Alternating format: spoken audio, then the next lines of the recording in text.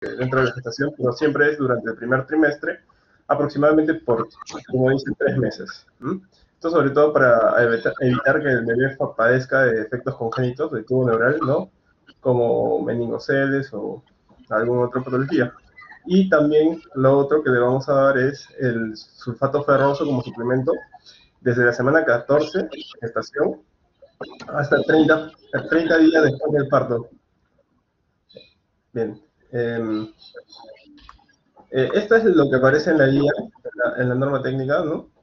Y vemos de que a cada paciente se le debe asegurar 400 microgramos de ácido fólico, ¿no? Por 3 meses, y 60 miligramos de 400 microgramos de ácido fólico, y adicional a eso, 60 miligramos de hierro elemental.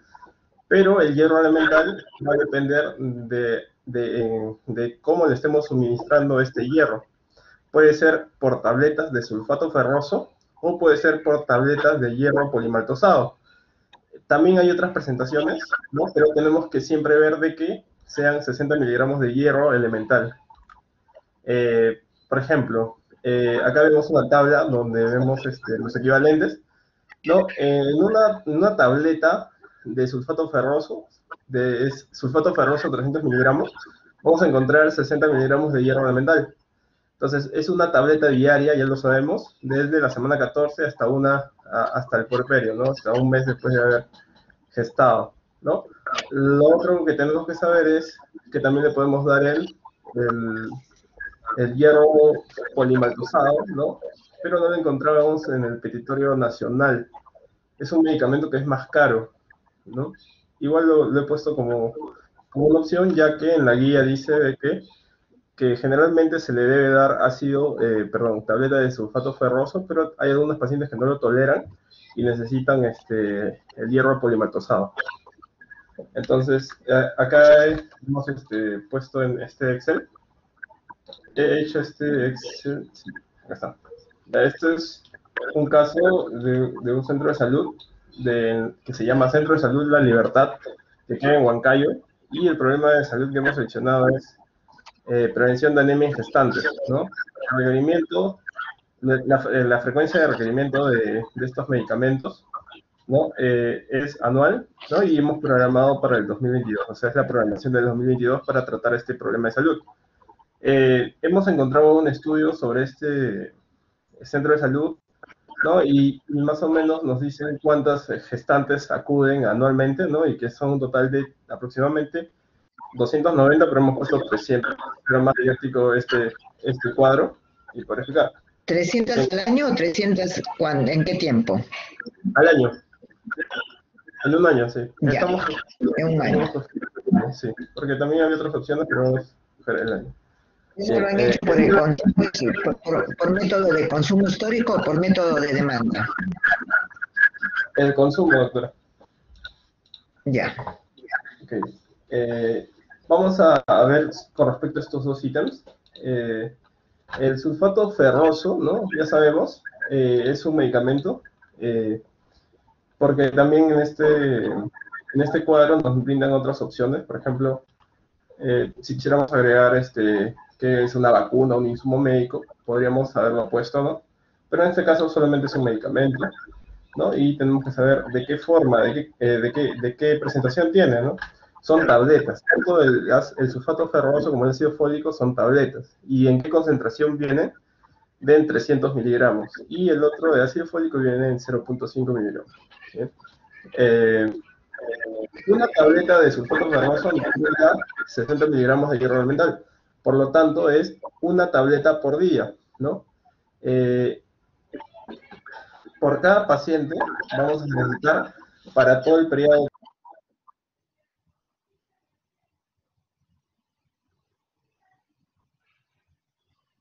No te escucho.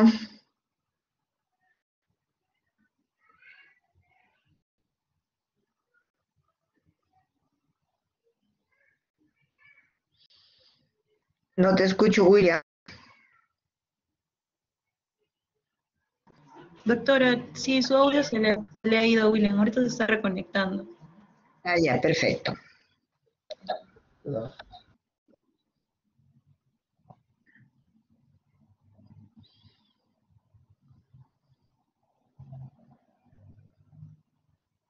Hola, ahora sí se me escucha. Sí, sí, Julia. Bien.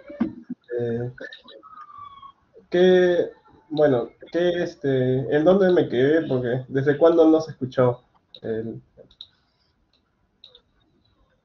Cuando de- comenzaste a hacer la presentación, la siguiente transparencia. acá, cuando me quedé en concentración. Bien, como habíamos dicho, los dos medicamentos que vamos a usar es el sulfato ferroso y ácido fólico, ¿no? Para tratar esta prevención de anemia en gestantes, ¿no? Y tenemos que saber que la presentación es en tabletas en cada uno. En el caso del sulfato ferroso viene en presentación de 300, una concentración de 300 miligramos, y el del ácido fólico de 0,5 miligramos. Ambos son vía de administración oral. Como vemos en este Excel nos daban otras opciones, pero este medicamento es una tableta, ¿no? que se consume vía oral. La cantidad de ítem por caso hace referencia a cuántas pastillas o cuánto va a ser del medicamento por tener que consumir una sola paciente, ¿no? Es por un solo caso, ¿no? Y por todo el tiempo que hemos dicho es una por día, una tableta por día, desde la semana 14 hasta el mes después de la gestación, el puerperio. Entonces son Oh, 210 tabletas las que vamos a tener que a ver, necesitar un solo caso. a ¿Aló? ver, a ver. Una tableta desde el 14, ¿desde cuándo dices? Claro, desde la semana 14 hasta el mes después de que ya sucedió el parto. O sea, Aproximadamente, desde la semana 14. O sea, ¿cuántos meses vas a darle el sulfato? bien, estamos tomando en consideración desde que una paciente pueda haber tenido 40 semanas de gestación, ¿no? Y desde la 14, ¿no? Además de esto, le estamos sumando 4 semanas adicionales porque es un mes después de haber, desde el parto, ¿no? Entonces, hasta ahí tenemos 30 semanas en total. Son 30 semanas de 20, sulfato. 30 semanas o 27 semanas. 30, doctora, porque es un Ya. mes después también de que ya tuvo el parto, es un mes también que tenemos que darle tratamiento. Entonces son 30 semanas, ¿no? Multiplicamos por 7 días y nos da un total de 210 pastillas, ¿no? Que vamos a tener que necesitar para cubrir todo el tratamiento de una sola paciente. Bien, en cuanto al ácido fólico hemos hecho el mismo cálculo, ¿no? Pero que son por 90 días, es decir, 3 meses. Eh, Bien, para hallar la cantidad máxima necesaria tenemos que multiplicar el número de las pastillas que necesita cada uno por el número de pacientes que esperamos tener aproximadamente, que son 300 pacientes, ¿no? Que es el número de casos. Entonces, esta multiplicación de 210 por 300 nos va a dar un total de 63.000 pastillas que vamos a tener que necesitar para cubrir la demanda de los pacientes, ¿no? Y también en el otro caso del ácido fólico vamos a necesitar 27.000 Para un eh, año. para un año, sí, para todos los pacientes que Ya. tenemos. Hemos puesto en cantidad stock, ¿no? Que tenemos ahorita, 1.200 que se han quedado, ¿no? Que tenemos disponibles, y 1.200 pastillas de sulfato ferroso y 700 de ácido fólico. Y entonces, vamos a hacer una resta, ¿no? De 63.000 y 1.200 y nos va a dar la cantidad necesaria que vamos a requerir, ¿no? 63.000 menos 1.200. Nos da un total de 61.800. Igualmente, con el ácido fólico 27.000 menos 700, ¿no? Nos da un total de 26.300. Es decir, lo que necesitamos menos lo que ya tenemos en estos momentos, lo que nos ha quedado. Esto nos da la cantidad necesaria, ¿no?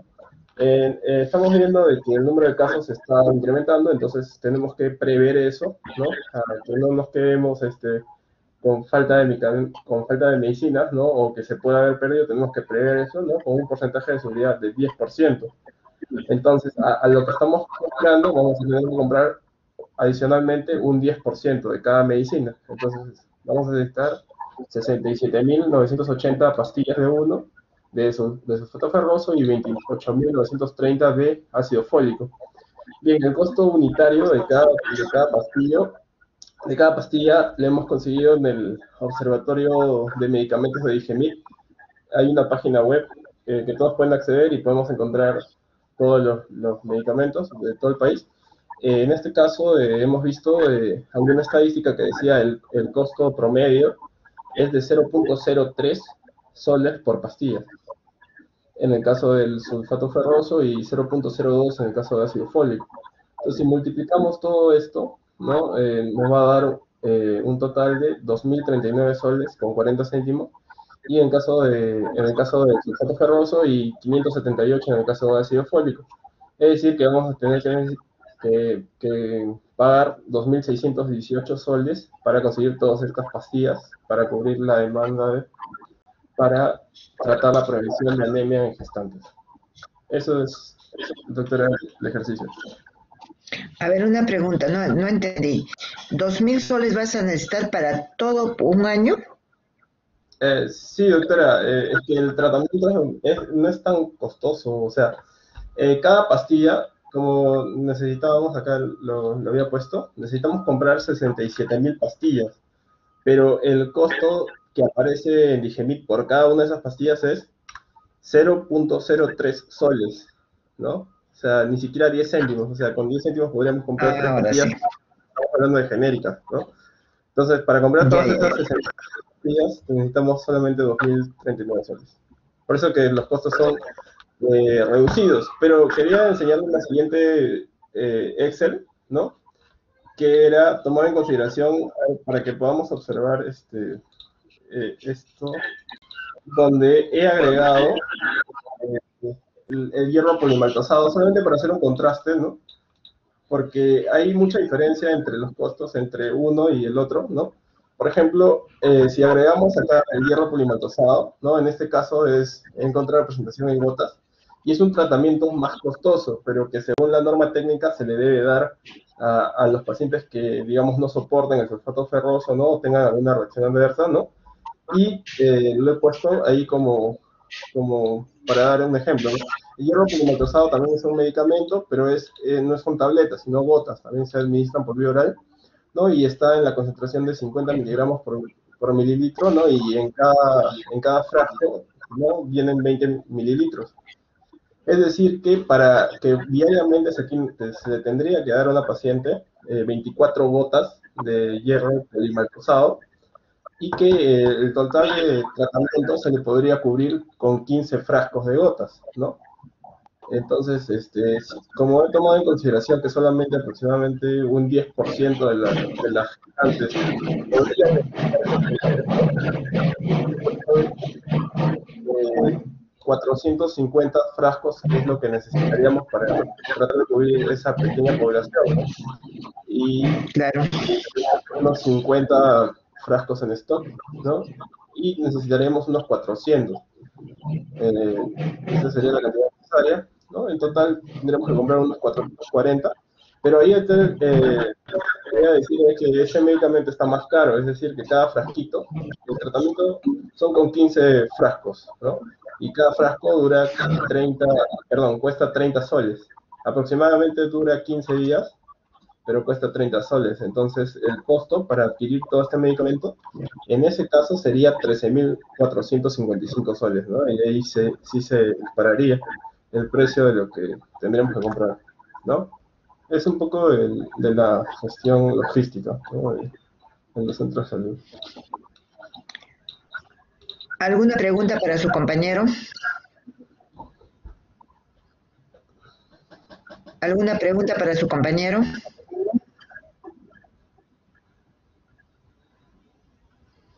Denise Arica.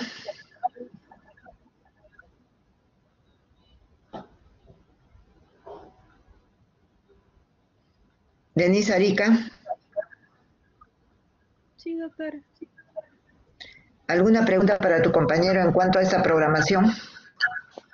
¿O qué has entendido o qué no has entendido?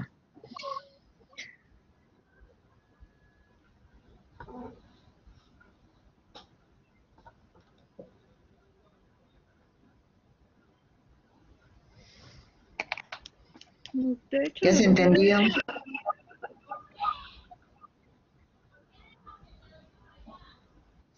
sí, de hecho, doctora, duda no sé en realidad, porque sí, sí, bueno, al menos tengo un poquito experiencia en los centros de manejo. No te escucho, no te escucho. ¿Me escucha, doctora? Ya, ahora mejor. Dime. Sí, justo le comentaba que en verdad no me han quedado mayor cantidad de libros. Ya, porque porque de hecho esto es algo que han hecho los chicos en esa parte. Entonces no me ha quedado mayor duda.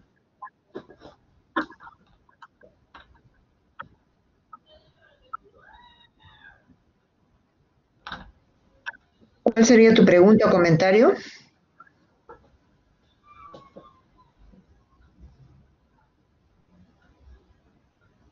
Denise. Sí, doctora, de hecho le decía que no tengo duda alguna, porque de hecho No te escucho lo último. Parece que hubiera interferencia. doctora, ¿ahí me escucha? No sé si... Mejor. Bueno, ya. Le comentaba, doctora, que no me queda duda alguna, porque, o sea, los ítems están, o bueno, al menos lo que yo entiendo, están especificados, y pues, finalmente, sí, finalmente se llega al proceso de uso. Hay un balance en lo que hacen todos los chicos acá. Ya. Esto, para todo el grupo del seminario, ¿alguna pregunta para su compañero? ¿Han entendido cómo es la programación logística? ¿O alguien tiene una duda, quiere preguntar algo?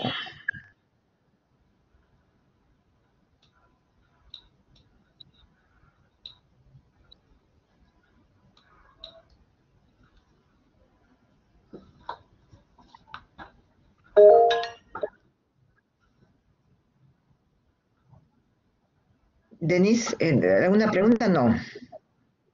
No, doctora, de hecho ya me he puesto audífonos para ver si se me escucha mejor. No sé si Sí, se te escucha mejor. Ya, ahora sí. Gracias. No, doctora, lo que trataba de decir es que se ha entendido bastante bien el inventario que han hecho los chicos, la parte logística, porque justamente han especificado el ítem por caso, la cantidad, y pues hay un balance de costos en ese caso, ¿no? Entonces, está cubriéndose la cantidad requerida y demás, entonces en este caso, a mi parecer, me parece que han hecho un buen, perdón, balance, una buena logística, es la palabra. Eso es Bueno, lo que entonces, como ustedes han visto, esa es la forma como se hace una programación logística. Miren, tengan en cuenta, acá solamente se ha tomado una patología.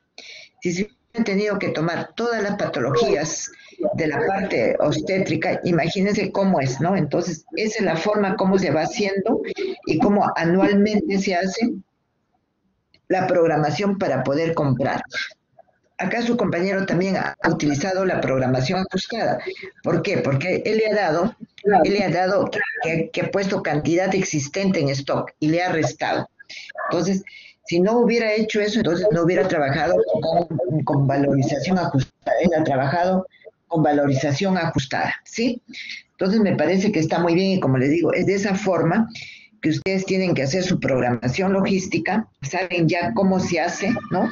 De todos los tipos de patología, por eso es muy importante tener una guía de práctica clínica para que, como él se ha guiado, qué cosa es lo que se debe usar, cuánto se debe usar.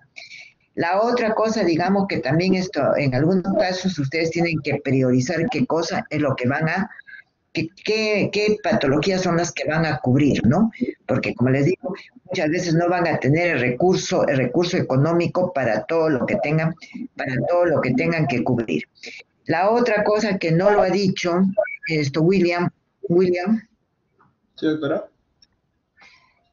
no sé si lo has dicho o no, si has tomado una cantidad de seguridad.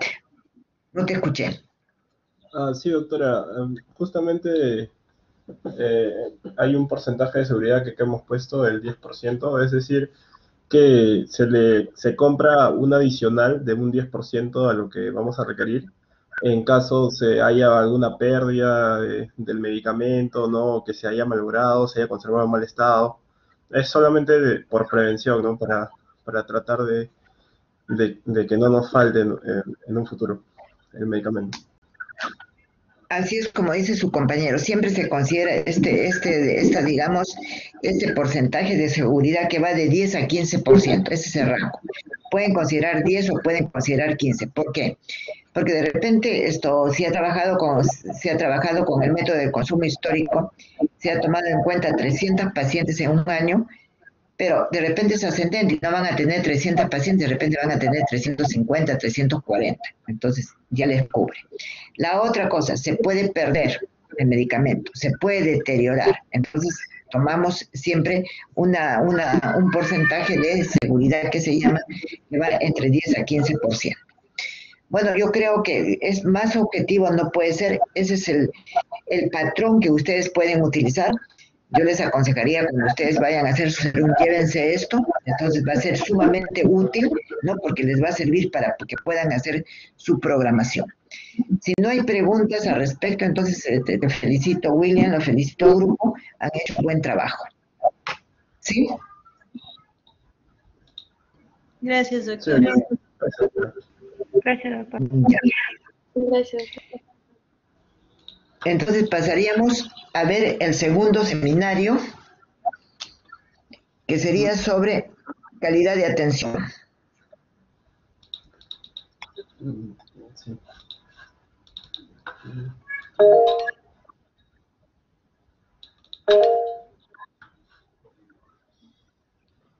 Ya, ¿a quién tengo que poner acá? A Ángelo Gustavo, ¿no? Sí, doctora.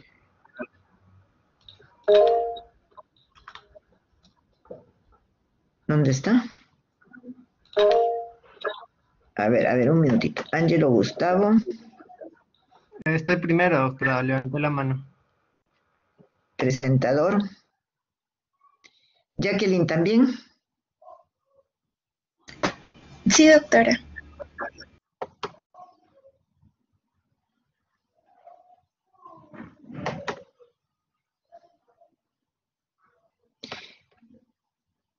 Silvia Graviela.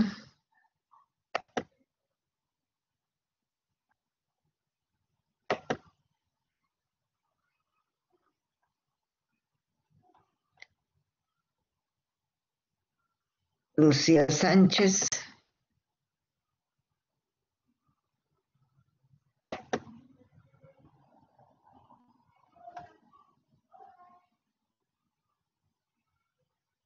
Y Alison Cristel. ¿Me falta alguno? No. ¿Me falta alguien en el grupo? No, doctora, estamos completos. A ver, déjame un minutito porque si no, Alison, ese ya es segundo seminario también de ustedes, ¿no es cierto? Sí, doctora.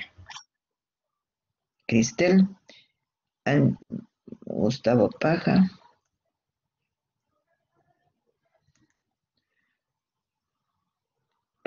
Luisa Sánchez,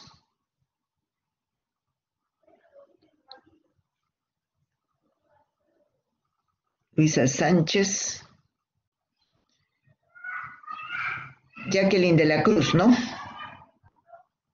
Sí, doctora.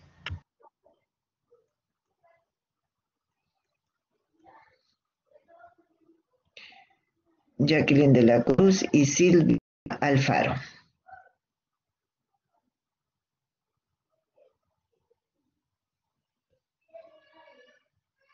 ¿Empezamos? Ya, doctora. Ya. Bueno, ante todo, ¿no? Buenas tardes, compañeros, doctora. Ahora vamos a ¿Quién exponer acerca de los... está? ¿Paja? Sí, doctora. Ya. ¿Empezamos? Ya, bueno, como diciendo, ahora vamos a exponer acerca de la evaluación de calidad, ¿no? De la atención médica. Los integrantes del grupo, quien les habla, Ángelo Paja, Eli Sánchez, Gabriel Alfaro, Alison Vázquez y Jacqueline de la Cruz. ¿Y Alison Cristel no está?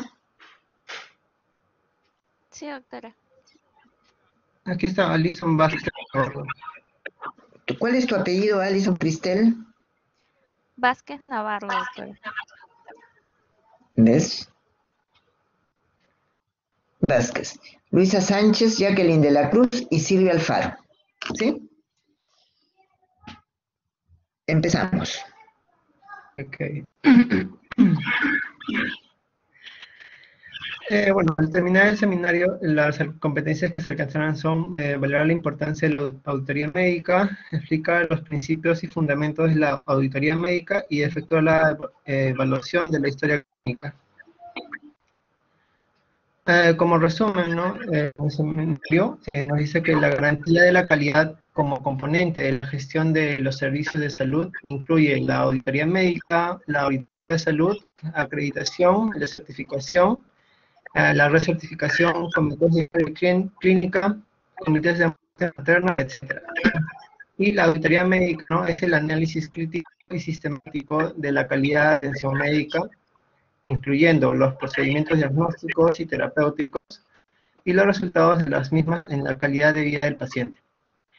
Esta auditoría médica va a estar orientada, ¿no?, a evaluar la calidad de las historias clínicas, la atención médica y el uso racional de medicamentos y de los procedimientos de diagnóstico y tratamiento. En el ciclo de la auditoría médica se considera la formulación de estándares, observación y medición de la práctica habitual como procesos y resultados, comparación de estándares, modificación de lo necesario, y análisis de los efectos del cambio. En cuanto a los términos, ¿no? Entendemos que atención médica es la aplicación de los conocimientos médicos mediante un conjunto de actividades cuyo objetivo es promover, proteger, recuperar y rehabilitar la salud física y mental. Una auditoría es el proceso de evaluación clínica y sistemática de nuestras actividades profesionales, con el fin de mejorar, ¿no?, el rendimiento personal y eventualmente la calidad y costo de la atención de salud. La auditoría médica es el análisis crítico y sistemático de la calidad de atención médica, incluyendo los procedimientos diagnósticos y terapéuticos, y los resultados de los mismos en la calidad de vida del paciente. La auditoría médica va a estar orientada a evaluar la calidad de las historias clínicas, la atención médica y el uso racional, como ya lo había mencionado. Entonces, en cuanto a las preguntas, la primera pregunta es, ¿cuál es la importancia de la calidad en los servicios de salud? Hablando en forma general, ¿no?, la importancia radica en la satisfacción del cliente, cuyos parámetros se basan en su juicio frente a la calidad del servicio que presta un proveedor y servicio del cliente, ya que si se brinda un servicio hacia el cliente, la retroalimentación positiva del cliente conduce a la buena voluntad de los proveedores de servicio en el mercado y lo expande indirectamente a su negocio, mientras que la retroalimentación negativa hace que se reduzca. Todo esto, si bien nos habla, ¿no?, en el mercado en general, es aplicable en el sector salud, donde los proveedores, ¿no?, de atención médica son el establecimiento de salud, ¿no? Y por eso es indispensable que todo el equipo, desde los profesionales técnicos, administrativos, hasta el personal de seguridad y limpieza, sean parte de brindar un servicio de calidad. En la segunda pregunta, ¿en qué consiste el mejoramiento continuo en salud? Cuando hablamos de un mejoramiento continuo, nos referimos a los cambios que se van a realizar en el equipo de trabajo, en el cual ya hemos mencionado, ¿no?, o la estructura misma del establecimiento o los equipos que van a estar equipados para hacer más efectivo el servicio. Y esto consiste en buscar acercarse a las necesidades y las expectativas que tiene el cliente, ¿no?, y los requerimientos del mercado, optimizando procesos, ¿no? Todo esto se hace con el fin de ahorrar gastos, abaratar costos y simplificar las actividades, haciéndolas más eficaces y eficientes. Y todo esto se va a conseguir mediante una serie de procesos, que empieza con la selección de un problema, que se debe describir, analizar, para luego seleccionar una estrategia para mejorar ese problema. A ver, ¿me permites un minutito? ¿Me permites un minutito? Sí, doctora. Sí, Gustavo. Ya. La pregunta dice, ¿en qué consiste el mejoramiento continuo en salud? La respuesta estás dando, acercarse a las necesidades y expectativas del cliente, no es mejoramiento continuo. Requerimientos del mercado optimizando procesos con la finalidad de ahorrar gastos, abaratar costos, simplificar actividades, haciéndolas más eficaces y efectivas. No sería esa la respuesta. ¿Qué es el mejoramiento continuo? A ver, Luisa Sánchez, ¿qué piensas tú?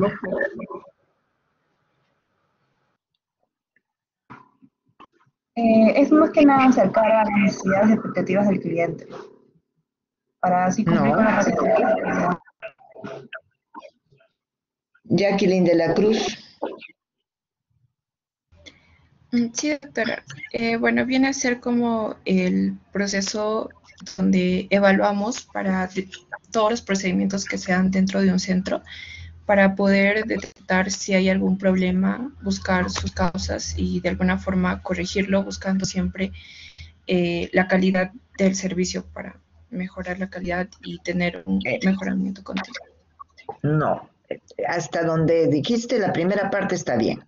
Entonces el mejoramiento continuo que vamos a ver el miércoles, definitivamente se hace cuando tú encuentras un problema. Tienes que se está dando un problema que el servicio no se está brindando bien. Entonces comienzas a preguntarte por qué y de ahí comienza a hacer el mejoramiento. De acercarse a las necesidades y expectativas del cliente nos va a servir para programar en calidad. Ver los requerimientos del mercado, optimizando procesos con la finalidad de ahorrar gastos, abaratar costos, no es mejoramiento continuo. Mejoramiento continuo es lo que has contestado tú, Jacqueline de la Cruz. ¿Ya? Continuamos, Gustavo. Sí, doctora. Bueno, como les decía, para hacer mejoramiento continuo es todo un proceso, ¿no? Desde seleccionar el problema, el cual se debe describir, se debe analizar, y luego seleccionar una estrategia para mejorar ese problema seleccionado. Y entonces nos hacemos la siguiente pregunta. ¿Cuáles son las herramientas de mejoramiento continuo? Las herramientas que se van a utilizar, ¿no? Son la lluvia de ideas, la matriz de priorización, el flujograma, los indicadores, los diagramas de tendencias, las hojas de verificación, el histograma y el diagrama de causa-efecto o Ishikawa. Estas herramientas son las que se van a utilizar, ¿no? En cada uno de los procesos, desde seleccionar el problema hasta seleccionar la estrategia para mejorar este problema.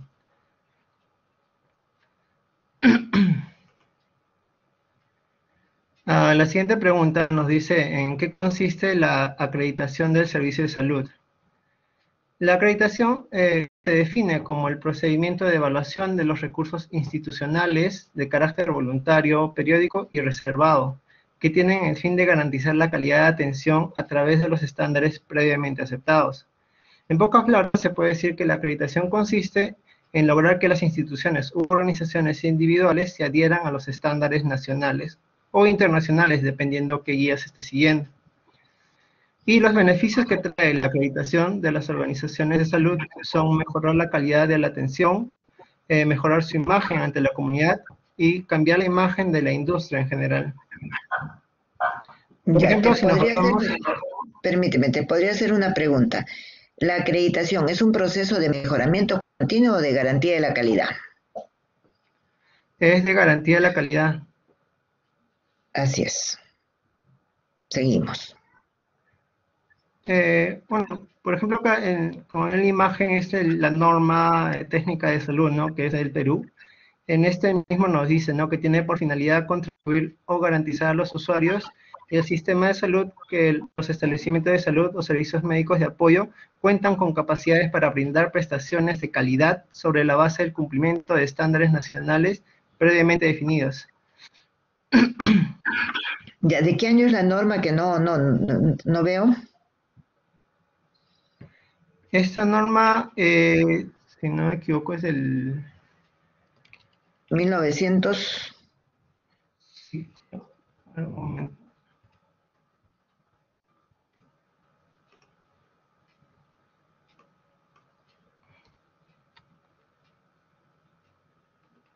De 2007, doctora. Ya, 2007. Eso es lo que dice Está bien. en la portada. Ya. Sí. Está bien, solamente les quiero hacer un comentario ya que pusiste la norma. Esta es de 2007, pensé que era anterior, sí tiene razón, 2007, 1998, 99, está bien. Pero definitivamente es una norma que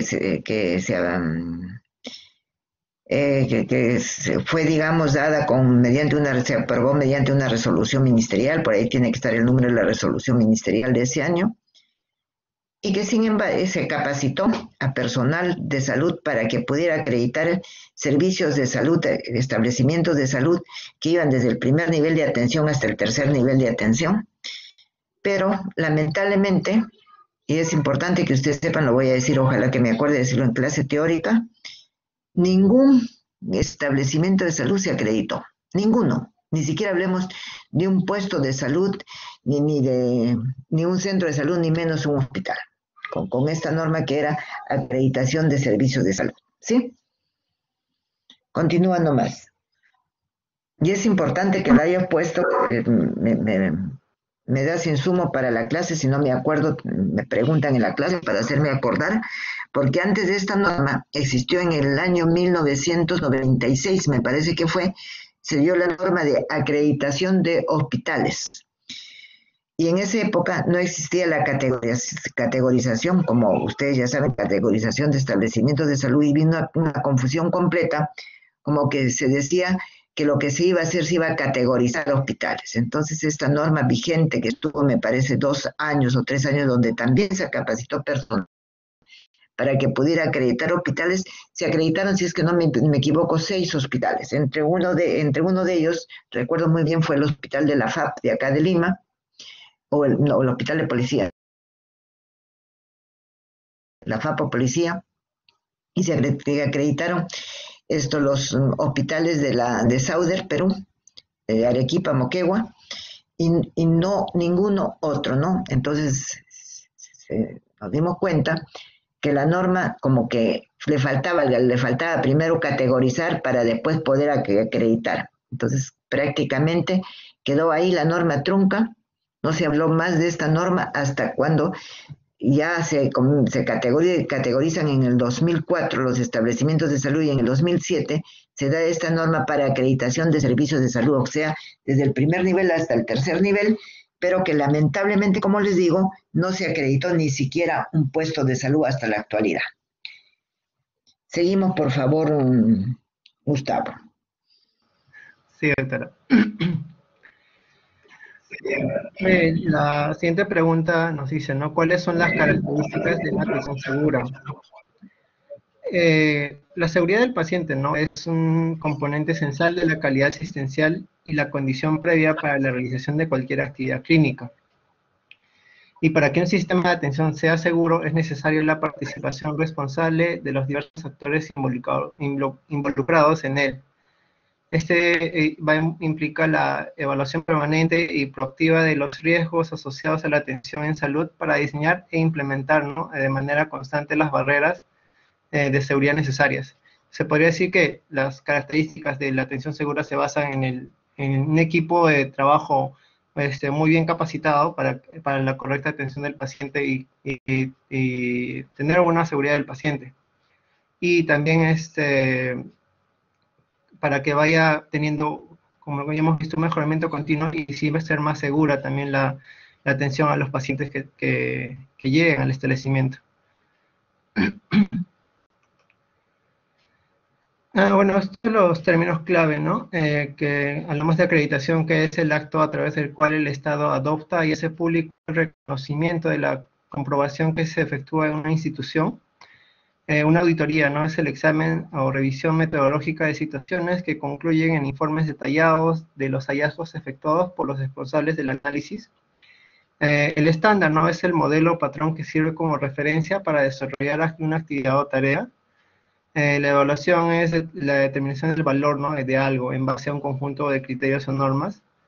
Hablamos de garantía de calidad porque es el proceso mediante el que se observan las actividades o los productos de forma sistemática para asegurar que existan, que se están haciendo con el grado de excelencia necesario. el mejoramiento continuo, ¿no? Es el proceso en el que se espera hacer un proceso más efectivo, eficiente y adaptable.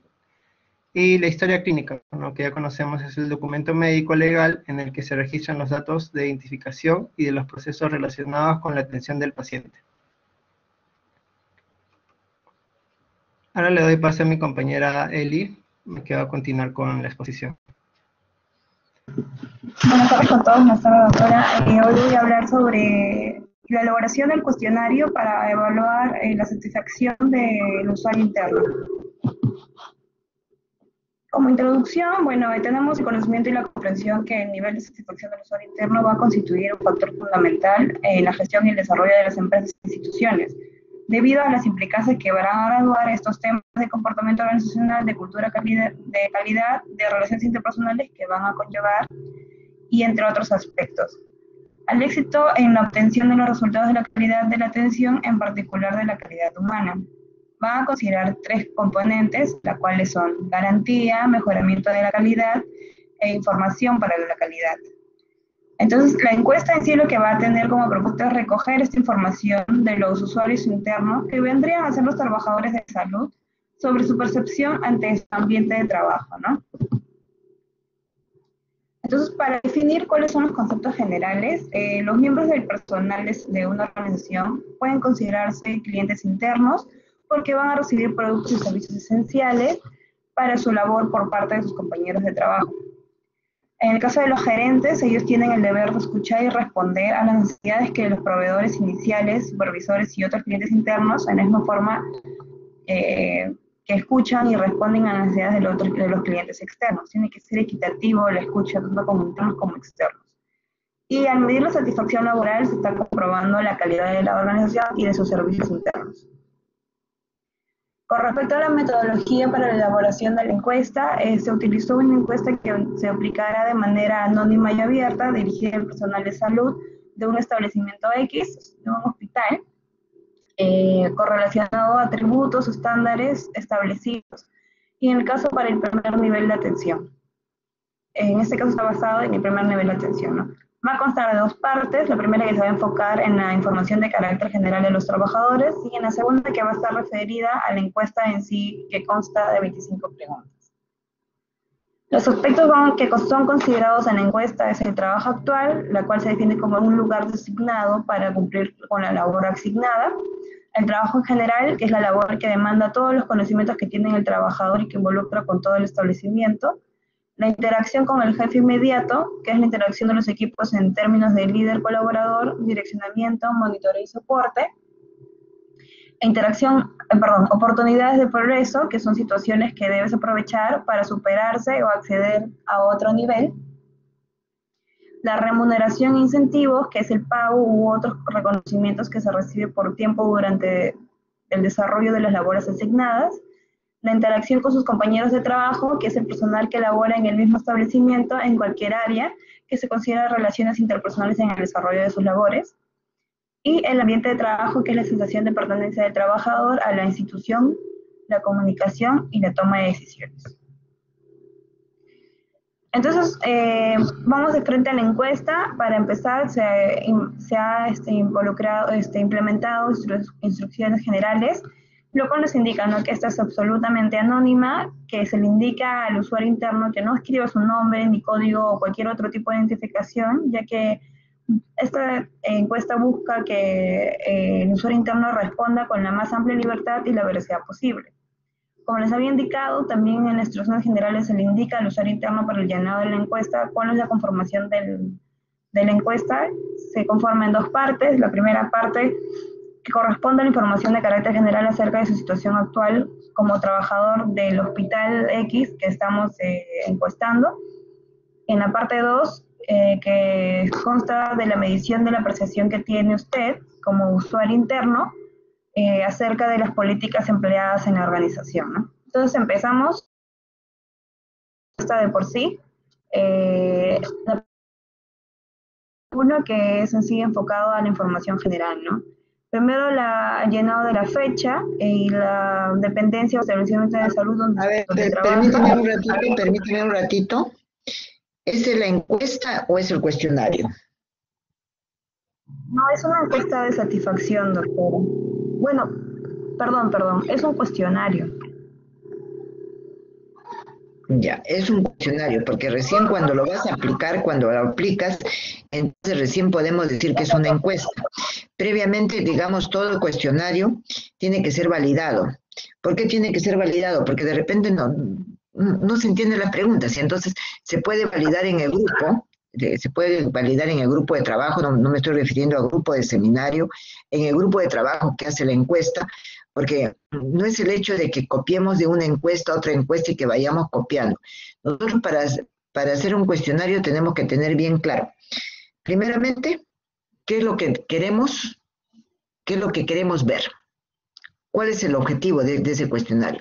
Y dirán, es medir la satisfacción del usuario, pero la satisfacción del usuario, ¿desde qué punto? ¿Lo vamos a medir en general? ¿Cómo va a ser? Entonces, una vez que nosotros nos hacemos esas preguntas, podemos ir elaborando nuestro cuestionario. Tiene que tener, digamos, una secuencia lógica y una secuencia concatenada, esas preguntas que nosotros hagamos. Y de repente, finalmente se puede terminar en un cuestionario haciendo una sola pregunta. ¿Volvería usted a acceder al servicio? La respuesta sería sí, no. Si te contesta no, puede haberte contestado todos los puntos anteriores que sí estás satisfecho, pero es el decir no al final, prácticamente te está diciendo que no estuvo satisfecho en el servicio. Por eso les digo, lo importante, la recomendación que les doy, no es copiar una encuesta de otra encuesta. Bueno, pueden tenerla si quiere como modelo, pueden sacar de una, de otra, pero no es copiarlas, es ver qué es lo que ustedes quieren medir. Continúa, por favor, ¿sí? Sí, doctora, hacerle hincapié en lo que usted está diciendo. En sí, yo he basado la encuesta con respecto a la que se maneja en general en las encuestas de satisfacción, ¿no? Y la he aplicado al tema, que es la de calidad a usuario interno. Para nosotros evaluar la satisfacción, no necesariamente el usuario debe estar satisfecho. También demuestra en esta encuesta, por medio de las respuestas y el puntaje que se le hace a las preguntas, dependiendo de las preguntas que se aplica, ellos también pueden demostrar mediante sus respuestas que están insatisfechos. O sea, al final la respuesta no es necesariamente dependizada que sea satisfacción netamente, ¿no?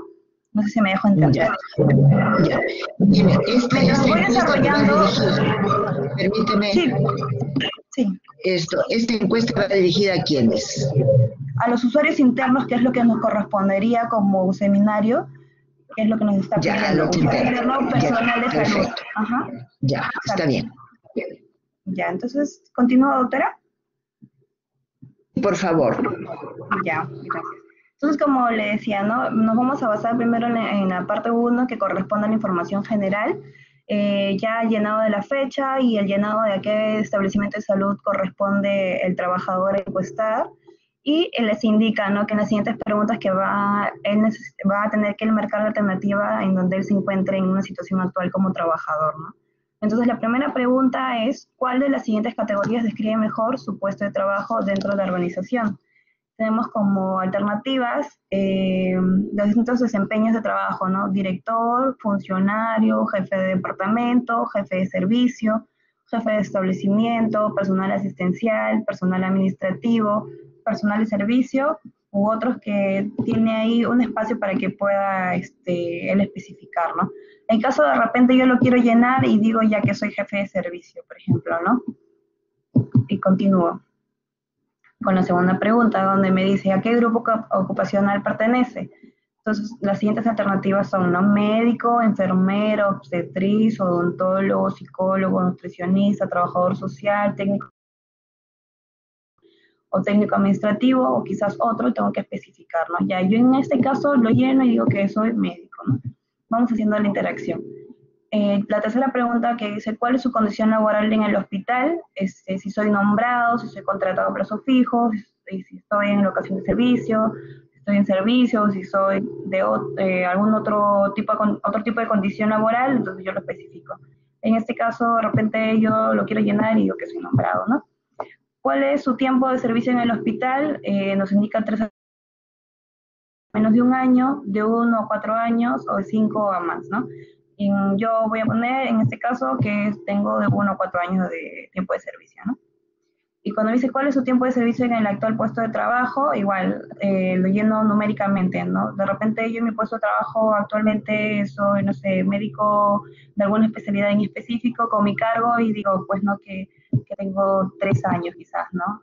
Voy a ver, me voy a apoyar de la herramienta para poder 3 años. ¿Sí están viendo mi pantalla? Doctora, ¿sí está viendo mi pantalla de lo que estoy llenando? Sí, lo estoy viendo. Entonces, ahora pasamos a la parte 2, en donde ya este es netamente a la apreciación de satisfacción y para evaluar su satisfacción, ¿no?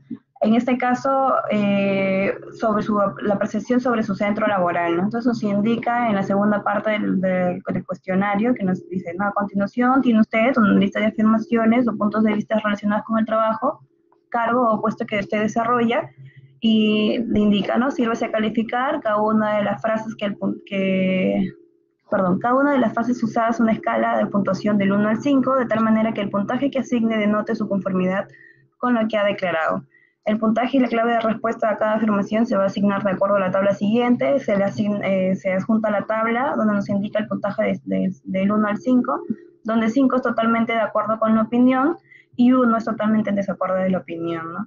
2 vendría a ser pocas veces de acuerdo con la opinión, 3 indiferentemente a la opinión, y 4 mayormente de acuerdo con la opinión. Entonces yo para hacer la didáctica he incluido acá el ejemplo de cómo poder responder al cuestionario, y he desarrollado la primera pregunta, igual más adelante vamos a desarrollar las siguientes a modo de hacer interactiva la exposición, donde la primera pregunta con respecto al trabajo actual, porque lo he dividido en diferentes ítems, con respecto al trabajo actual, la primera pregunta es, ¿los objetivos y responsables de mi puesto de trabajo son claros?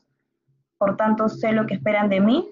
Entonces, en este caso, yo he puesto 4, que vendría a ser que es mayormente de acuerdo con la opinión, donde nos indica que en el ejemplo, al marcar 4, si estamos mayormente de acuerdo con los objetivos y responsabilidades de su puesto de trabajo son claros, por tanto, se sabe lo que se espera de usted, ¿no? Y así vamos a ir desarrollando en la parte de las preguntas, que son 25. A continuación están las 25, ¿no? Que se están dividiendo tanto en trabajo actual, en trabajo en general, interacción con el jefe inmediato, en oportunidades de trabajo, de progreso, con el caso de las remuneraciones e incentivos, en la interrelación con los compañeros de trabajo, y relacionado también al ambiente de trabajo que ya he definido anteriormente, ¿no? Como los conceptos a desarrollar. Entonces, con respecto al trabajo actual, ya hemos dicho que la primera pregunta son los objetivos y responsables de mi puesto de trabajo son claros, por tanto, sé lo que esperan de mí. Se responde del 5, 4, 3, 2, 1, dependiendo de qué tan satisfecho se encuentra.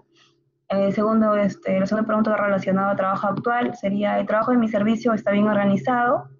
La tercera pregunta, si en mi trabajo siento que puedo poner en juego y desarrollo mis habilidades. La cuarta pregunta es si se me proporciona información oportuna y adecuada de mi desempeño y resultados alcanzados. Entonces, si yo quiero, por ejemplo, en el trabajo actual, me pongo a responder. Como ya había respondido antes, la primera pregunta pongo que estoy mayormente de acuerdo. Quizás en la segunda no estoy ni en acuerdo ni en desacuerdo. En la tercera puedo estar pocas veces de acuerdo con la opinión. Una denotación de la insatisfacción, ya empieza a estar insatisfecho con el desempeño, en este caso, en el trabajo actual de mi organización, ¿no? Y si se me proporciona información oportuna y adecuada de mi desempeño y resultados alcanzados, quizás ahí estoy mayormente de acuerdo, o totalmente de acuerdo. Y así vamos a ir desarrollando. Entonces, por medio del tiempo, voy a ir solamente señalando las preguntas relacionadas a cada uno. Ya esto queda como ejemplo, la primera parte desarrollada, ¿no? Con respecto al trabajo en general, he puesto como preguntas a desarrollar. Siento que puedo adaptarme a las condiciones que ofrece el medio laboral de mi centro de trabajo. Si la institución me proporciona los recursos necesarios, herramientas e instrumentos suficientes para tener un buen desempeño en el puesto. Si en términos generales me siento satisfecho con mi centro laboral. Con respecto a la interacción con el jefe inmediato, Las preguntas son 5 a desarrollar, de las cuales son los directivos y los jefes generalmente me reconocen por un trabajo bien hecho, o los directivos y los jefes solucionan problemas de manera creativa y buscan constantemente la innovación y las mejoras. Los directivos y los jefes toman decisiones con la participación de los trabajadores del establecimiento.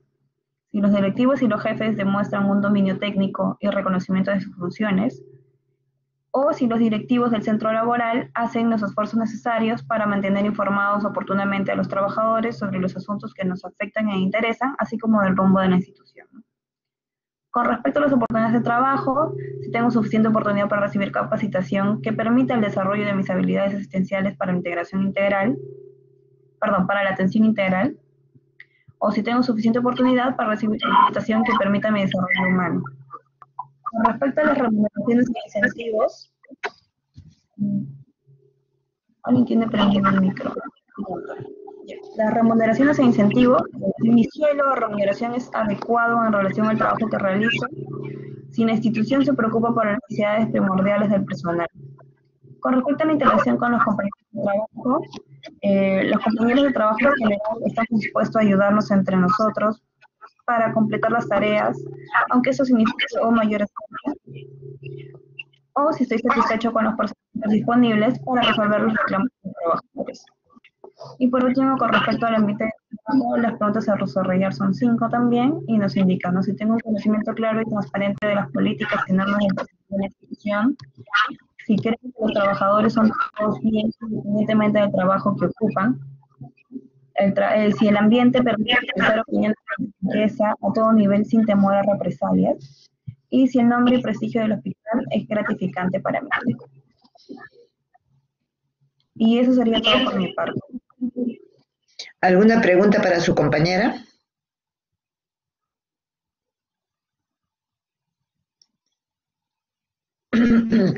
Luisa, este es un cuestionario sacado del Ministerio de Salud, ¿verdad?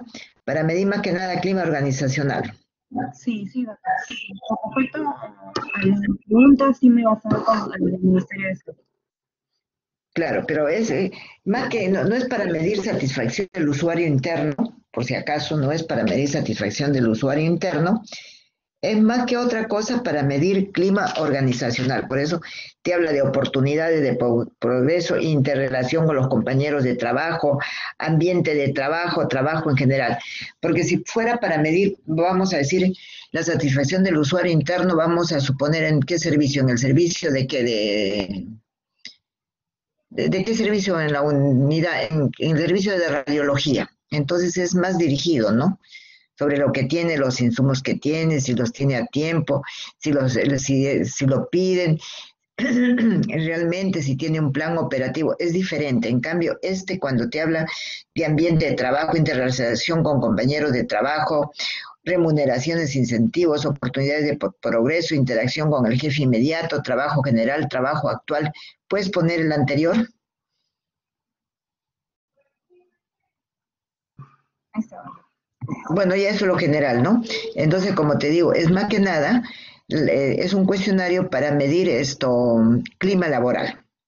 Pero de todas maneras, sirve para que ustedes tengan una idea y que ya también se orienten, sepan cómo tiene que ser un cuestionario para medir satisfacción del usuario interno. Tiene que ser en el lugar de donde trabaja, no necesariamente en el servicio donde trabaja, no necesariamente todo, ¿sí?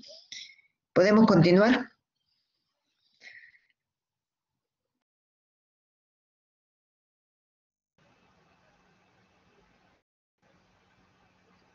Sí, doctora, buenas noches compañeros. Yo voy a continuar hablándoles sobre el caso número 10, que es un problema ético-legal en un hospital ante el manejo de pacientes con SIDA. Quien les habla es Gabriela Alfaro. Bueno, como introducción a este caso, vemos que desayunaba rápidamente cuando escuchó en la radio el noticiero matutino y la noticia no le inquietó mucho, solo despertó en él cierta curiosidad. El SIDA se considera la peste del siglo, dijo el locutor. No hay curación posible por lo menos en 5 o 10 años, agregó. Nunca pensó el licenciado Alejandro Romo que ese problema fuera a repercutir de manera importante en su trabajo y estuviera involucrado en un caso con tantos problemas. Con esta introducción, se presenta el caso. Desde el punto de vista del licenciado Alejandro Romo. Bueno, a 2 años de graduado aceptó laborar en el Centro Médico Regional como jefe de personal, habiendo estudiado la carrera de Administración de Empresas. 14 meses después fue promovido al puesto de administrador del centro, en el cual tenía trabajando ya 7 meses. En las reuniones del Consejo de Gobierno, escuchó varias veces la posibilidad de que hubiera problemas debido a la presencia de enfermos con SIDA. Y desde que ocupó el puesto de jefe de personal, diseñó y operó un cursillo de introducción al puesto con varios temas para la atención y manejo de esos pacientes, con el fin de limitar la posibilidad de contagio para los trabajadores de su centro. En un fin de semana, ingresó un paciente ya diagnosticado con SIDA. Y el médico de guardia, después de revisarlo, solicitó varios exámenes de laboratorio con carácter urgente. Para la toma de las muestras de sangre fue enviada la química Elena Rivera, quien tenía 4 meses de haber ingresado a trabajar en este centro médico. Cabe mencionar que el cursillo de introducción al puesto previo a su ingreso estuvo incompleto. No se dio el tema de medidas para la protección ante casos con padecimientos transmisibles, ya que el médico comisionado para impartirlo estaba de vacaciones. Cuando la química se presentó con el paciente y no tenía información específica al respecto, y al enterarse del diagnóstico se negó a tomar las muestras. La enfermera de turno, al ver esta situación, lo reportó al jefe de guardia. El jefe habló con la química y quien persistió en su negativa, a pesar de que el jefe trató de ampliar la información sobre el paciente. Por lo que al final decidieron llamar al laboratorio y mandar a otra persona para que pueda tomar las muestras, y se elaboró un reporte para el jefe de servicio. El lunes siguiente a ocurridos los hechos, en la reunión del Consejo de Gobierno, el licenciado Romo se enteró de la negativa de atención por parte de la química Elena Rivera. Y en esta reunión acordaron que se enviaría el caso al departamento jurídico para que se aplicara la sanción correspondiente. Al terminar la reunión, el licenciado solicitó el informe del cursillo de introducción al puesto y reconoció la falla en cuanto a la falta de información sobre los padecimientos transmisibles. Al día siguiente, es decir, el día martes, se presentó una delegación sindical frente al licenciado Romo con una protesta formal en defensa de la química Rivera, argumentando que no tenía la suficiente protección ante el manejo de casos con padecimientos transmisibles, específicamente el SIDA. Por lo que más tarde se realizó una reunión extraordinaria con el Consejo de Gobierno, ya que se enteraron que en el noticiero local se había difundido la queja de los familiares del paciente, quienes señalaron que debido a los problemas que se presentaron con la química, el tratamiento del paciente, que se encontraba ya en estado crítico, se había retrasado más de 2 horas.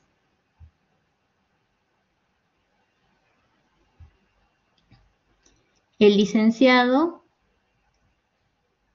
habló con los familiares del paciente con SIDA a fin de enterarse sobre lo acontecido con la química Rivera, y ellos le relataron que al llegar a urgencias del Centro Médico Regional,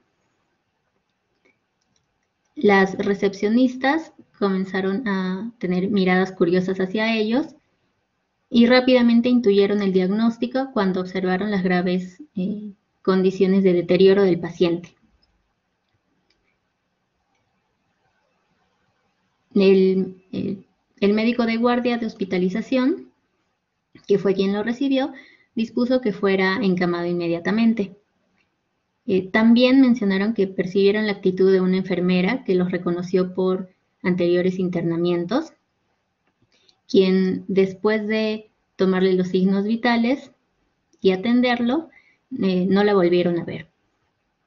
En su lugar llegó una auxiliar de enfermería que no conocía el diagnóstico del paciente y resaltaron que se mostró solícita y atenta. También se presentó el estudiante de medicina encargado de elaborar la nota de ingreso y en el momento de explorar al paciente lo hizo con brevedad y superficialmente, desde el momento en que conoció el diagnóstico.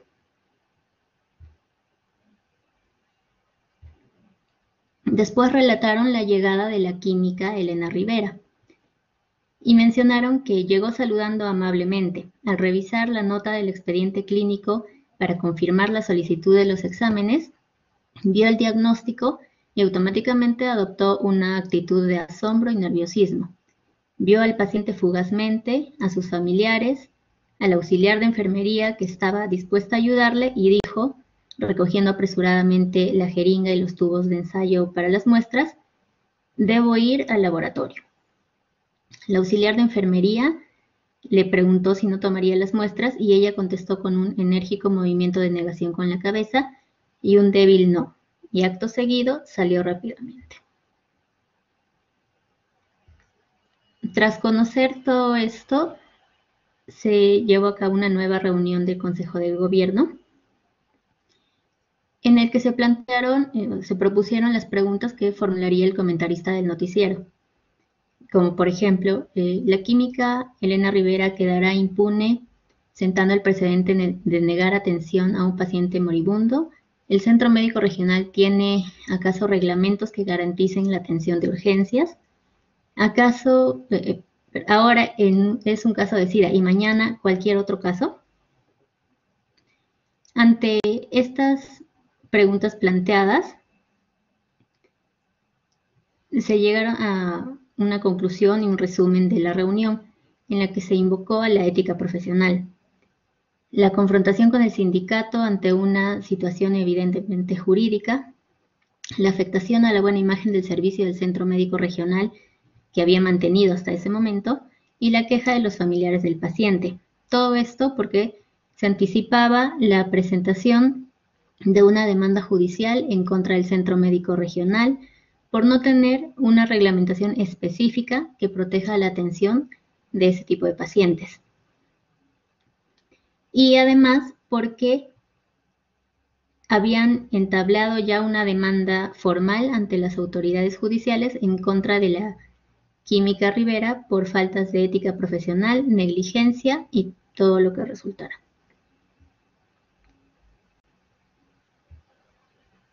Tras esto, el Consejo de Gobierno aclaró varias situaciones. Primero, que la química Elena Rivera incurrió en una falta de ética profesional por negar su atención a un paciente en estado crítico, independientemente de haber recibido o no la información referente al manejo de pacientes con enfermedad transmisible. Segundo, que debería aplicarse la sanción correspondiente a la falta cometida a manera de ejemplo, a fin de impedir conductas similares, considerando el incremento notorio de los pacientes con SIDA. Y tercero, establecer de manera intensiva pláticas con todo el personal sobre el SIDA y las medidas de protección requeridas para su manejo, así como proporcionar los recursos necesarios que apoyarían la ejecución de lo anterior. Tras esto, un día después, en el noticiero televisivo local, se anunció que la química Elena Rivera sería despedida.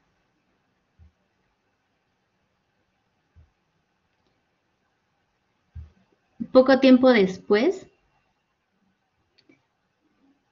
la delegación sindical presentó una nueva protesta.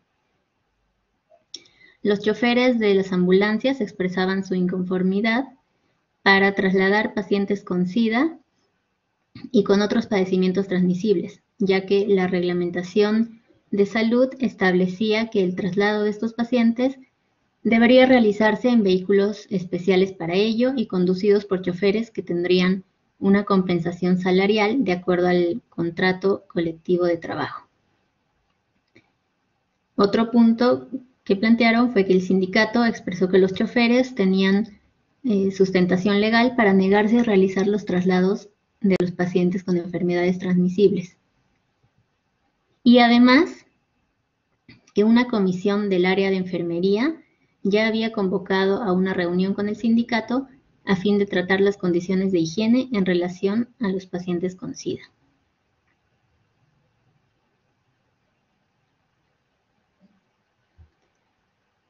Tras presentarse todo esto, el Centro Médico Regional pasaba por una crisis de temores por la desinformación de los medios colectivos de comunicación y de la organización interna del propio centro.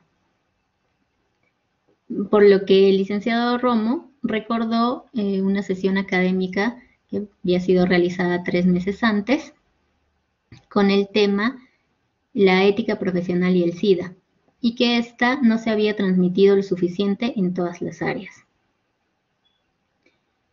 Por último, el licenciado Romo convocó a una nueva reunión extraordinaria del Consejo, a la cual llevaría una serie de propuestas para afrontar el problema que crecía día a día. Bueno, este es el caso que se presenta en esta ocasión y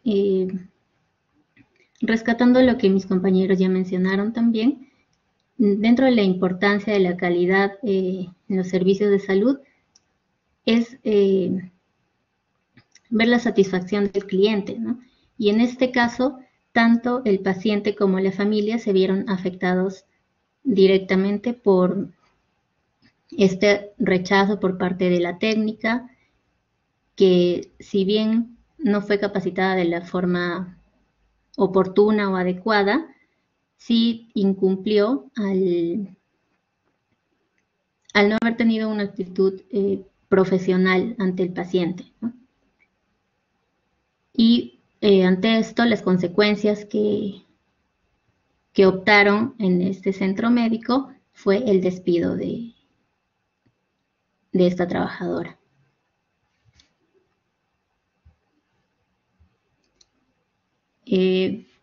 Bueno, como opinión personal, si bien es cierto, había que plantear una sanción y un ejemplo para que no se produzcan nuevos casos que en muy poco tiempo comenzaron a presentarse con distintos trabajadores.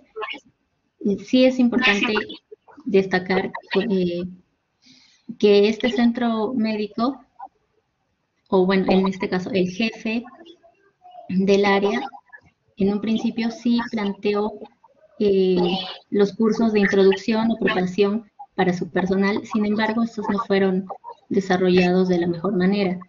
Y como consecuencia se presentaron este tipo de situaciones que afectaron tanto al paciente, a su familia, como a la trabajadora en este caso, ya que perdió su trabajo.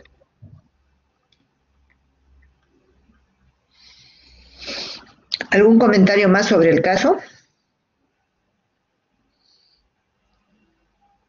Alison Vázquez, ¿qué dices?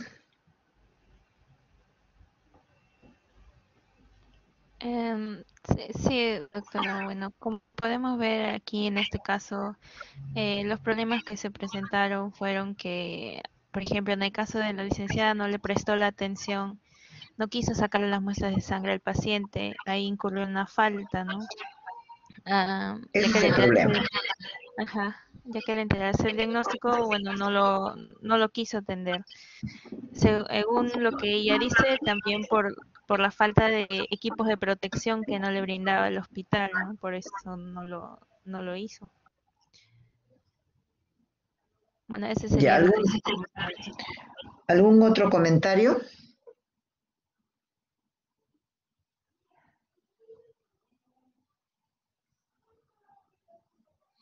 De todo el grupo de seminario, ¿alguna pregunta para sus compañeros o quisieran opinar sobre el caso, alguno de ustedes?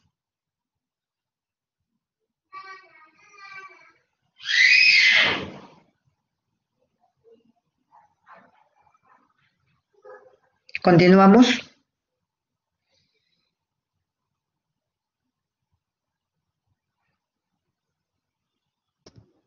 Ya. Bueno, quien les habla es Alison Vázquez y les voy a hablar acerca de las causas más frecuentes que afectan la seguridad de los pacientes en los hospitales. Voy a darles un ejemplo de cada causa para que se pueda entender mejor. Por ejemplo, una de las causas es la comunicación deficiente. Esta causa se refiere a la falta de comunicación entre el personal de salud.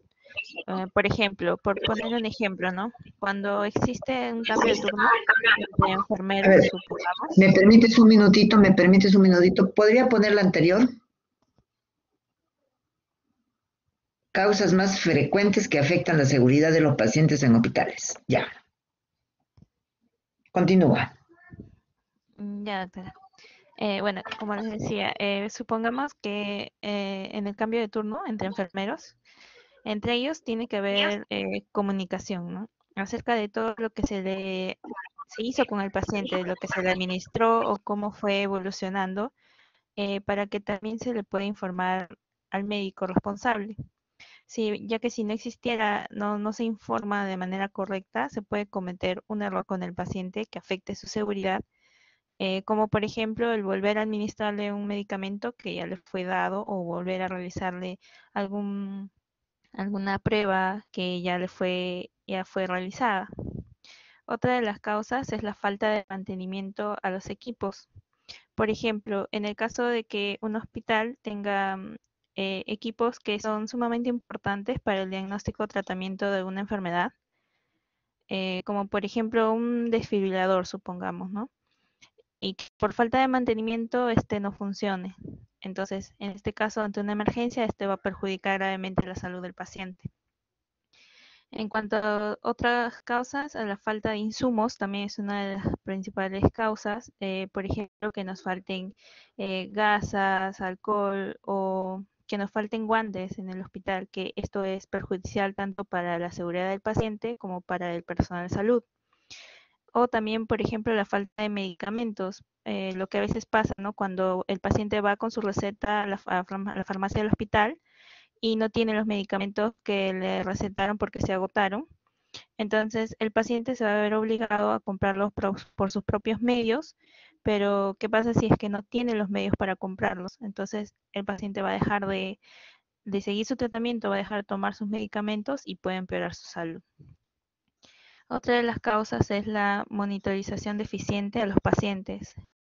Con esto nos referimos en el caso, por ejemplo, de los pacientes que están postrados y que el personal de salud tiene la responsabilidad de, por ejemplo, cambiarlos de posición cada cierto tiempo al paciente para poder evitar las úlceras por presión.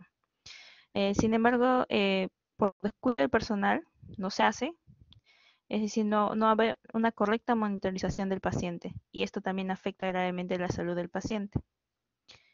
Otra de las causas es la inadecuada relación médico-paciente.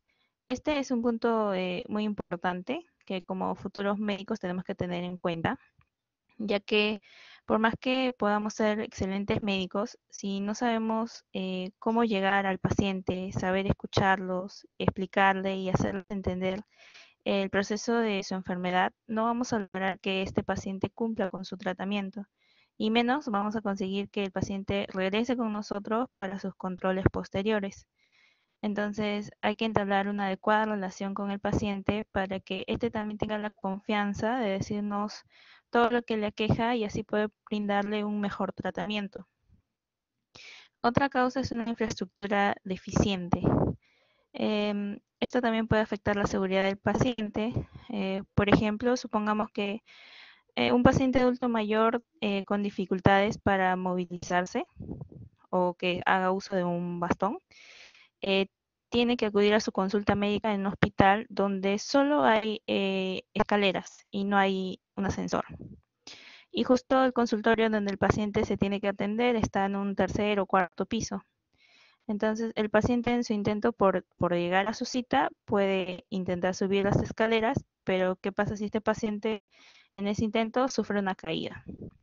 Entonces, la infraestructura también es muy importante y debe hacerse pensando en todos los usuarios, ¿no? En este caso en los pacientes, y, y debe ser una infraestructura segura tanto para el personal como para los pacientes. Otra de las causas es el error en la medicación. Esto se refiere a un error tanto en la prescripción, dispensación o administración de un fármaco. Según un artículo que encontré, puede ser consecuencia también de una receta médica mal escrita o escrita con una letra que solo el médico que la prescribió la entiende y el paciente no. Entonces, muchas veces el no escribir claramente los fármacos y además no explicarle al paciente qué fármacos son, cada cuánto tiempo los debe tomar y para qué sirve cada uno, puede ocasionarle confusión al paciente y puede tomar otros medicamentos o tomar una mayor dosis de la que se le recetó. Entonces, esto puede causarle un daño al paciente. Otra causa es un personal no capacitado. Por ejemplo, un hospital puede tener los mejores equipos de última tecnología para el diagnóstico y tratamiento. Sin embargo, si no tiene capacitado a su personal para el uso de estos equipos, no le va a servir de nada y será como que si no tuviera los equipos. Y esto hace que el diagnóstico o tratamiento sea deficiente para el paciente. Otra causa es la falta de supervisión. En los hospitales, en los centros de salud es muy importante que haya un jefe encargado que supervise el cumplimiento de las normas, los procedimientos y los protocolos del hospital, que se cumplan por parte de todo el personal, ya que el incumplimiento de estos puede perjudicar también la seguridad del paciente. Otra causa es el error en la identificación del paciente. Esto pasa a veces cuando el personal de salud, sea un médico, una enfermera, un interno o un residente, designa a los pacientes como números. Seguramente algunos de nosotros hemos escuchado que dicen, por ejemplo, al paciente de la cama, no sé, 4, sácale esta prueba, o al paciente de la cama 5 le administras este medicamento, o al paciente de tal cama lo tienes que llevar a la sala de operaciones. ¿Y qué tal si ese paciente lo cambiaron de cama y en su lugar pusieron a otro? Y por descuido del personal que no saben los nombres completos de los pacientes y tampoco se fijan en la historia clínica, los datos, simplemente lo llevas, le haces un procedimiento que no le corresponde a ese paciente o le realizas un examen que no le correspondía. Entonces ahí afecta la seguridad del paciente. Otra causa es la demora en la atención. Esto se refiere, por ejemplo, a las citas médicas, ¿no? Que muchas veces el paciente saca su cita y se lo dan para dentro de 2 o 3 meses. Entonces, esta demora hace que la enfermedad avance en el paciente y pase más tiempo para que pueda recibir su tratamiento. Y otras causas son el olvido de material tras una intervención y la cirugía en sitio erróneo. Estos son negligencias que, bueno, según varios artículos que revisé, se debe muchas veces a que varios aspectos, entre ellos el estrés laboral, la carga laboral que tiene el médico, el cansancio por las excesivas horas de trabajo que tiene, hace que el médico sea como que más propenso a producir este tipo de negligencias, ¿no? Y esto evidentemente va a afectar la seguridad del paciente. Bueno, eso es todo, doctora, respecto a las causas principales.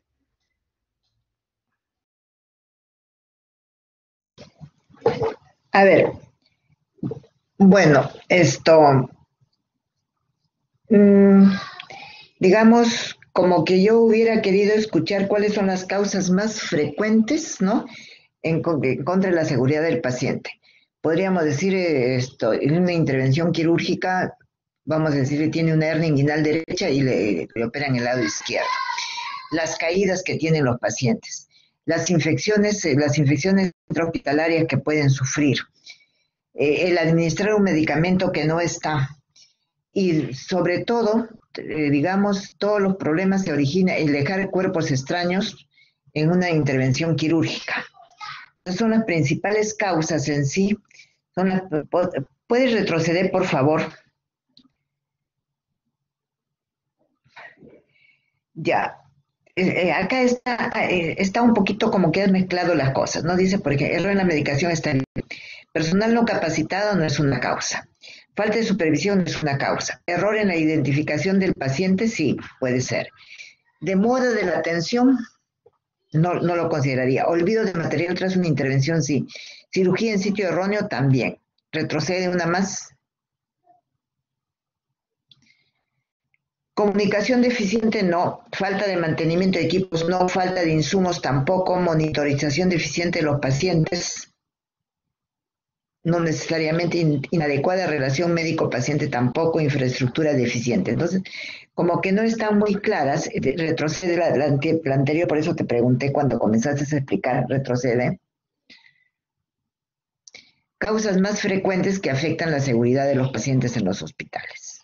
Entonces, hay cosas que sí se pueden considerar de eso, y lo vamos a ver que dentro de esas causas lo vamos a ver cuando hagamos la parte de seguridad del paciente. Vamos a explicar un poco más esto. No está mal, pero tampoco está bien, porque has mezclado algunas cosas. ¿Sí, Alison? ¿Estamos de acuerdo?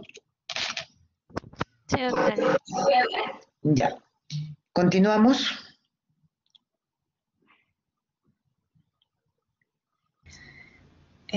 Ya, bueno, la última parte del seminario es sobre la lectura de calidad y la reforma del sector salud en América Latina y el Caribe. Primero, ¿qué es calidad? Calidad es el conjunto de características de un bien o servicio que logra satisfacer las necesidades y expectativas del usuario o cliente. En el ámbito de salud, la calidad tiene dos dimensiones, la calidad técnica y la calidad percibida por el usuario. La calidad técnica es desde la perspectiva de los prestadores y busca garantizar la seguridad, efectividad y utilidad de las acciones en pro de la salud, así como la atención oportuna, eficaz y segura de los usuarios de los servicios. Avedis Donabedian define la calidad técnica como la aplicación de la ciencia y la tecnología médica de un modo que rinda los máximos beneficios para la salud sin aumentar de forma proporcional los riesgos. Su modelo abarca tres conceptos de control de calidad, que es estructura, proceso y resultado. Estructura, que viene a ser la regulación, acreditación, certificación y licenciamiento. Proceso se orienta a garantizar la seguridad de las intervenciones, tanto médicas como quirúrgicas, fomentar la evaluación de tecnologías, en las intervenciones médicas usar pruebas confirmatorias y el empleo de indicadores intermedios que permitan medir el rendimiento de los servicios. En resultado, se habla del concepto estado de salud, que se define como el funcionamiento emocional, social del paciente, además de su funcionamiento físico y considerando el efecto económico. Es decir, que es importante prolongar la vida del paciente, pero también debemos considerar mejorar la calidad de vida, es decir, mejorando su dolor, sus disfunciones, con la finalidad de que esta persona tenga las condiciones de regresar a su trabajo, desempeñar actividades sociales y sean personas útiles. En lo que es calidad percibida por el usuario, se toma en cuenta las condiciones materiales, psicológicas, administrativas y éticas en las que se proveen los servicios. El usuario percibe calidad desde la perspectiva del trato recibido en el momento de la asistencia, que se puede investigar por encuestas post-hospitalización, y la calidad en sí de todo el proceso, como la provisión de información, la capacidad de elección, la gestión administrativa, hospedaje, continuidad de los cuidados entre los niveles de atención.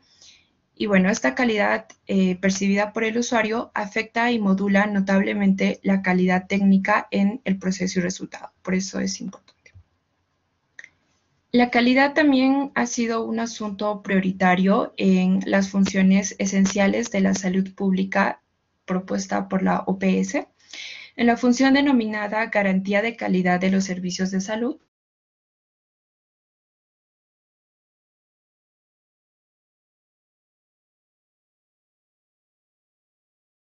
para que los resultados de las evaluaciones efectuadas con ellos puedan monitorearse de forma continua. También facilitar el establecimiento de normas aplicables a las características básicas que deben tener los sistemas de garantía de la calidad y supervisar su cumplimiento. Fomentar un sistema de evaluación de tecnologías de salud que participe en la toma de decisiones en todo el sistema de salud.